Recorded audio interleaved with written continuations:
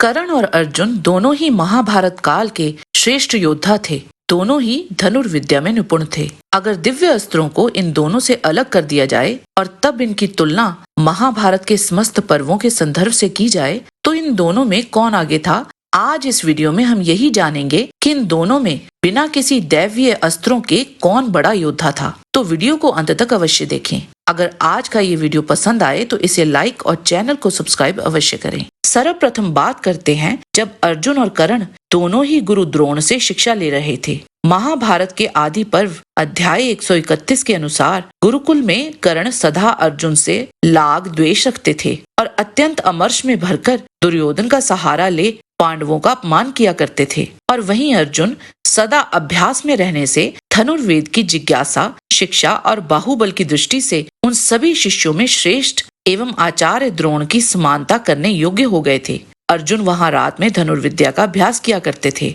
यद्यपि सबको समान रूप में अस्त्र विद्या का उपदेश प्राप्त होता था तो भी अर्जुन अपनी विशिष्ट प्रतिभा के कारण अकेले ही समस्त कुमारों में अतिरथी हुए। जब एक घड़ियाल ने गुरु द्रोण को पकड़ लिया था तो उस समय दूसरे राजकुमार हक्के बक्के से होकर अपने अपने स्थान पर खड़े रह गए थे। वहां अर्जुन ने 5 तीखे बाणों द्वारा पानी में डूबे हुए उस ग्राह पर प्रहार किया जिससे गुरु द्रोण छूट गए। इसी से प्रसन्न होकर गुरु द्रोण ने अर्जुन को ब्रह्मशीर अस्त्र का ज्ञान दिया था। इन बातों से हमें ज्ञात होता है कि गुरु द्रोण के गुरुकुल तक तो अर्जुन ही आगे थे। इसके बाद कर्ण परशुराम जी से शिक्षा ग्रहण करने के लिए महेंद्र पर्वत पर गए। वहां उन्होंने परशुराम जी से विधि पूर्वक धनुर्वेद सीखा और ब्रह्मास्त्र का ज्ञान भी प्राप्त किया। रंगभूमि में जब गुरुकुल के समस्त राजकुमारों ने अपना अस्त्र कौशल दिखाया था तब वहां अर्जुन ही सबसे आगे थे। परंतु जब वहां कर्ण का आगमन हुआ तो वहां कर्ण ने जो अस्त्र कौशल अर्जुन ने प्रकट किया था वह सब करके दिखाया। इसीलिए रंगभूमि में कर्ण और अर्जुन दोनों का ही प्रदर्शन एक समान था।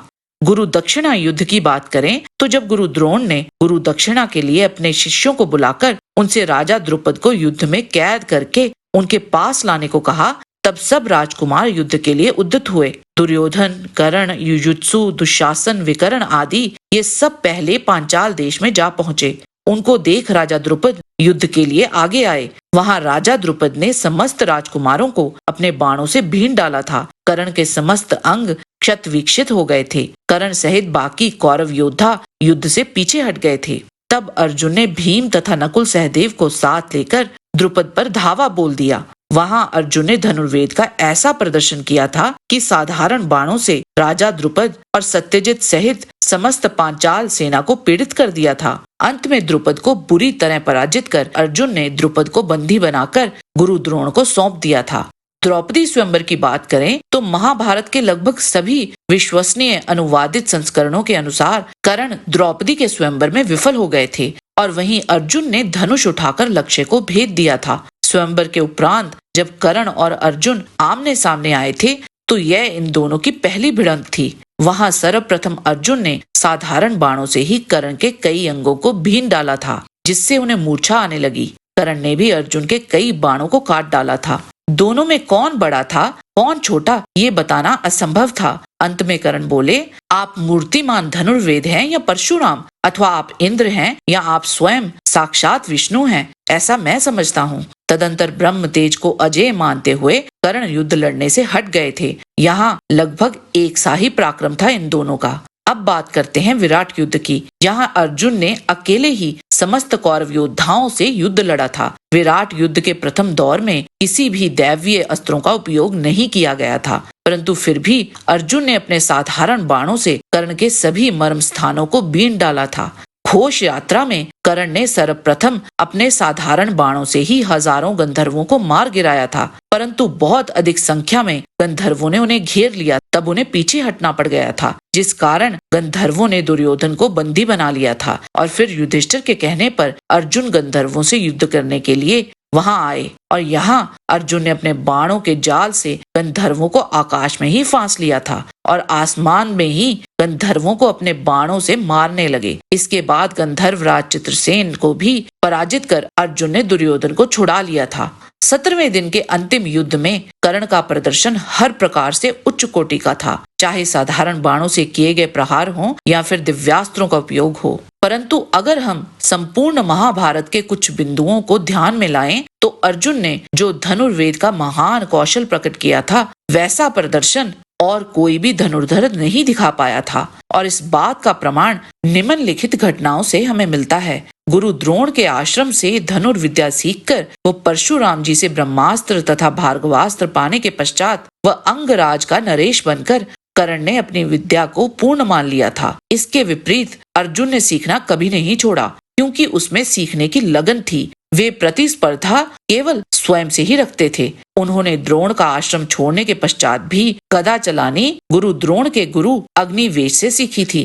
भगवान शिव को गुरु बनाने के लिए अर्जुन ने इतनी कठिन तपस्या की थी कि भगवान शिव ने फिर भी अर्जुन से किरात बनकर युद्ध किया। हालांकि अर्जुन भगवान शिव से पराजित हो गए थे, परंतु भगवान शिव उनके शौर्य से इतने संतुष्ट थे कि उन्हें वर स्वरूप पाशुपतास्त्र प्रदान किया। अर्जुन ने समस्त देवगणों से उनके अस्त्र प्राप्त किए थे।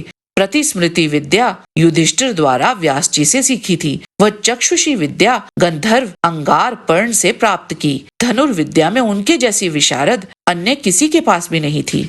यदि देवास्त्र छोड़ भी दें तो भी उनके जैसा धनुर्धर कोई नहीं था। वे सव्यसाची थे। दोनों हाथों से धनुष पकड़कर बाण चला सकते थे। वे एक बार में 500 बाण छोड़ सकते थे। सात्यकी के प्राणों की रक्षा के लिए बहुत दूर से ही अर्जुन ने भूरिश्रवा की भुजा काट दी थी। खांडव वन युद्ध के समय उन्होंने उस वन को बाणों से ढक दिया था, ताकि वर्षा की एक बूंद भी आग तक पहुंच ना पाए। कुरुक्षेत्र युद्ध के 10वें दिन देवव्रत भीष्म के अंगों को बहुत दूर से ही बाण चलाकर भीन डाला था।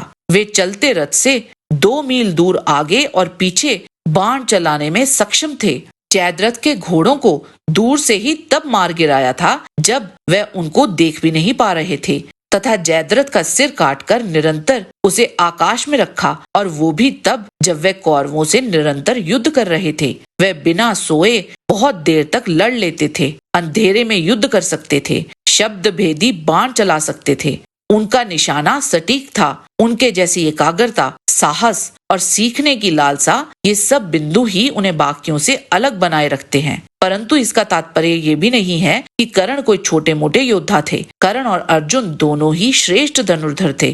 कर्ण निश्चय ही धनुर्विद्या के ज्ञानी थे, किंतु उनकी सीखने की ललक अर्जुन से प्रतिस्पर्धा तक ही सीमित थी। वहीं अर्जुन जीवन भर सीखते ही रहे। यही नहीं, उन्हें धनुर्विद्या की 5 विधियों का भी ज्ञान था। जय श्री कृष्ण। आज के वीडियो में बस इतना ही। आशा करते हैं कि आपको हमारा ये वीडियो पसंद आया होगा। कृपया इसे लाइक और शेयर अवश्य करें। किसी भी प्रकार की त्रुटि के लिए आप सबसे क्षमा याचना करते हुए आपसे निवेदन है कि प्रेम पूर्वक परमपिता परमात्मा को मन में धारण करें और बोलें वैदिक सनातन धर्म की सदा ही जय।